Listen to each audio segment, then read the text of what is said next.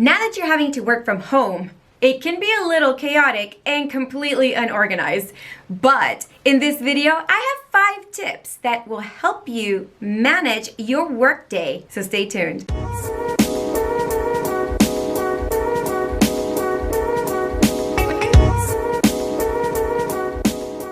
Welcome back, I'm Jay Franco, and in this video we are talking about work from home tips to stay organized and completely motivated while you're in the quarantine life and having to work from home. I know that when I work from home, it can seem overwhelming, a little challenging, definitely unorganized, and absolutely unmotivating. I find myself having to do laundry right in the middle of a thought process and then change it to the dryer and then pick up and get some coffee and some iced tea and then decide to hang out on the couch only to end up back in my office because I don't have all the functionality, but then I go back and heat up my tea in the microwave because it's completely cold, only to go back to the couch and watch some more YouTube videos.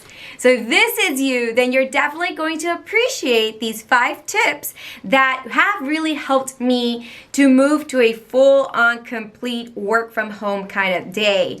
I've been used to, when I work from home, I have the ability to just leave, go to a cafe, hang out, power through my workday, and then go take a lunch, come back to another cafe, and then change the whole environment and scenery. Well, unfortunately, right now, we're confined to the spaces within our house for the moment, and it is truly challenging to get motivated or to stay sitting down in the office for hours and hours at a time. I find that I either tunnel vision my way through or I don't, and I'm completely unorganized for the day.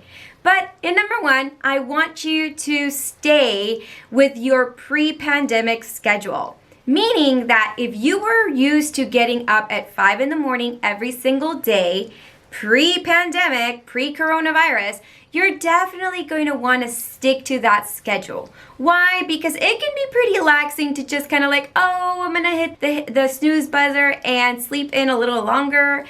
And it becomes a habit. So the more that you keep on hitting the snooze button, the more days that go on that you don't wake up at your regular time, because some of you are moms and you're used to waking up at 5 in the morning just to get your kids to school and out the door by 6:20 or 6 something, and to get them to school by 7 o'clock, and then come home and then get dressed and then go to meetings and then finally sit at your desk and get to work on your home business.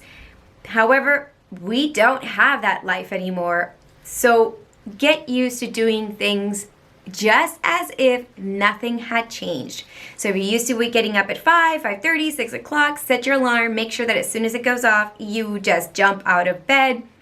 If you need a little motivation, maybe set the Alexa to put on some music when you wake up. So it's a little different than just a regular beeping sound or the normal alarm sound that you have on your phone. You know, stick to your schedule, stick to the pre-pandemic schedule, meaning I wake up at 5, I do my hygiene routine from 5 to 5:30, 5:45-ish, 4:45, I'm heading over to the kitchen and I set my Keurig, I get my cup of coffee, I open up all of my Bibles because I do Bible study, and I sit there and I'm there for about 30 minutes at the most, and I literally sit there and I do my Bible study, I do my meditation, I talk to God, I have my little prayer, I sit there and stare out the window, I listen to the birds chirp while I sip on my coffee. And then my phone goes beep, beep, beep, beep, beep, and it's time, because it's 6:30 and it's time for me to get up from there, dump my cup in the wash and put my stuff away and head out now to the gym. Well, the gym is at 6:30, so I used to get to the gym at 7, which pushes my schedule up and frees some more time. So I can either decide to wrap up my morning prayer life, or I can immediately go straight to the makeshift gym that I have in my patio. So that's what exactly I've been doing. I get up, 6:30, and I'm already in my home gym.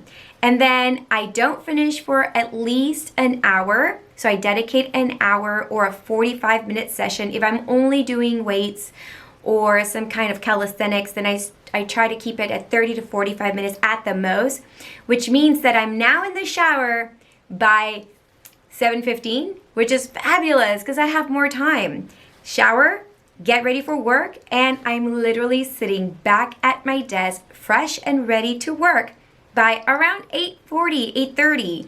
I mean, it's pretty amazing. Like, I used to not end up at my desk until 9:30, 10 o'clock, and now it's fabulous because I want my life to be 9 to 5, meaning that I'm gonna work on my business, talk to my clients, do all my meetings via virtual Zoom or Google Meets or whatever it is, and I'm gonna do it 9 to 5 every single day. I do set my alarm to do a few little in-between breaks because that's so important. And then I have a hard stop at 5 o'clock. If I happen to have a long walk in the evening, then I come back to work around 5:30 to 7, and I have a hard stop at 7.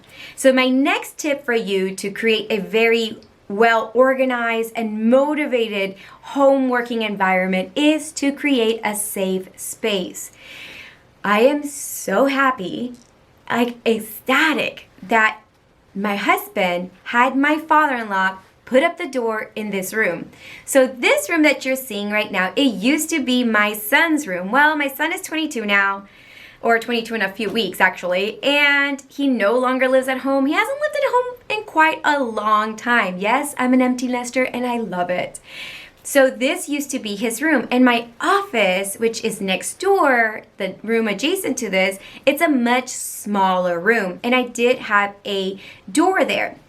However, it is also the guest room. So it wasn't like I'm going to move that door and put it in this room. I left it there because I have had a lot of guests in the past, pre-pandemic, and they stay there, and I love for them to have privacy. Well, right now I'm absolutely loving the privacy and the comfort of my safe space. When I don't want to be bothered and I don't want to talk to my husband and I don't want to see him first thing in the morning, is I close the door and I literally stay in here in my safe space. So create safe spaces so that you don't feel overwhelmed because now you have to work with your partner, your family, and everyone else.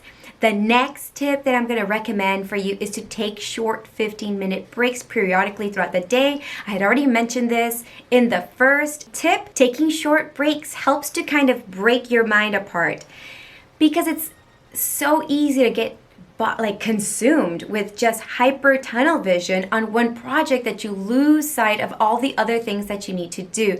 So taking short breaks helps to reset the mind, refresh the mind, and keep your mind from staying sane in your safe space.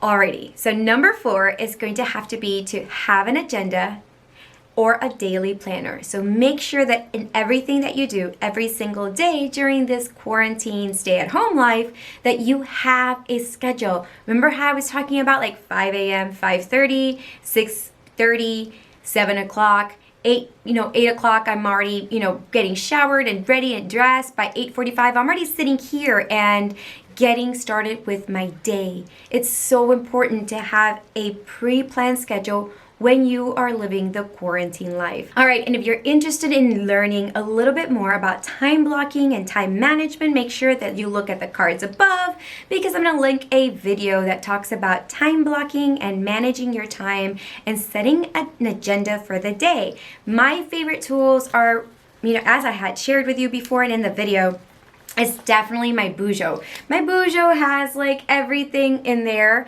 It's pretty amazing. But right now, I'm actually using my Passion Planner. I found that it was a little similar to what I was using, but I didn't have to map every single calendar and entry myself. Like it's already pre-done for me, so the page is already done. I don't have to write all of this out. And I just start immediately plugging in my dates, my times, my agenda, my everything. So even here, it's showing that I am spending this time right now to pre-batch my YouTube videos. All right, and finally, my last tip goes along with what we were just talking about, is to schedule your most difficult brain-consuming tasks at the beginning of the day. I find that when I put them off, my mind is no longer as sharp or alert as it was in the morning. And I'm kind of drained and I feel like I don't want to take over or take on this huge task. So make sure that if you have big projects for your clients to deliver, or you are trying to do the most or the biggest project, the most time consuming, the most brain consuming, that you front load it in the front of your day. Make sure that you do that first thing on your agenda. If you need to check your emails for about 15-20 minutes and then schedule time to start working on a task for 2-hour blocks at a time, because it seems like an hour, 2 hours is just enough time to power through some work, but it's not more than 2 hours so that you're brain dead after the project, and then you still have all these little tasks that you've got to do, and you're like, I'll do them tomorrow because they're only 5-10 minute tasks and I'm a little overwhelmed and I'm tired. And quite frankly, I don't feel like doing it. So make sure that you start with your biggest task first. You dedicate 2 hours to it in the morning, and then dedicate maybe about 2 hours right before you finish your day. Because I feel like you're kind of in a hurry to get the project done and completed. And you don't want to spill over the hard time stop that you put on yourself. So for me, it's a hard 5 p.m. or a hard 7 p.m. And I felt like yesterday I had to send out new revised contracts to my new clients. I found myself a little overwhelmed, and it was 7:30 and I was still like fine-tuning my contracts to send them out, and I was still trying to sign them and send them through signed document and get all of that done. But had I done it first thing in the morning, I probably wouldn't have worried about sending my contracts to my clients. So now that you know these 5 tips, I hope that they keep you motivated and extremely organized to continue your work from home life during this pandemic, during this quarantine life. Let me know what kind of tips or tricks that you do to make yourself more motivated, and definitely organizational skills or organizational tips that you want to share with me. I'm always open to learning more about productivity and how to be extremely effective in my day and with my work. I was just going over some YouTube videos and they were talking about checklists. I am a big checklist lover, but the way that they were describing it this time is to also incorporate it as processes. So it made your productivity even higher. So again, if you've got those kind of tips, or if you have videos that you've done or that you love to watch on YouTube, link them in the comments. I'd love to see more of that stuff. I'm obsessed with productivity hacks. Well, make sure to like and subscribe to my channel. Make sure you also turn on the little notification bell so that you're always notified every single Thursday when I release a new video at 9 a.m. For the most part, 9 a.m. is consistent. Maybe once a quarter it ends up being midday or late afternoon because I had problems uploading or something. However, every Thursday, 9 a.m., your notification will come up and say you have a new video from my channel. So, como siempre, mi gente, besitos a todos y nos vemos la próxima semana.